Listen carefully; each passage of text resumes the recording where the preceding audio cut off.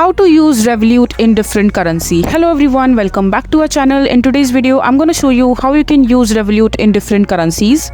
Also, when you're doing an ATM withdrawal via Revolut, you can withdraw money in another currency and apply the interbank exchange rate for that day. And you can change currencies in the Revolut app and withdraw the money later on the next day. This ensures that you get the best bang on your buck. So making payment with Revolut while abroad is simple. Just pay in the local currency and Revolut will do the currency exchange for you using the interbank exchange rate. As long as you don't surpass the monthly spending limit worth rupees $1,000, you won't have any fair users fee. If in case you receive income in currency other than USD, the Revolut card lets you deposit money in up to 28 plus different currencies. This way you will get you can use them when, where and how you want. So receive your direct deposit payment. You can access them from your Revolut account up to 2 days early. So this is basically how you can use Revolut in different currencies. So that is it for this video. If you find this video to be helpful, make sure to hit that like button and don't forget to subscribe to our channel for more such informative videos, and I'll see you the next time.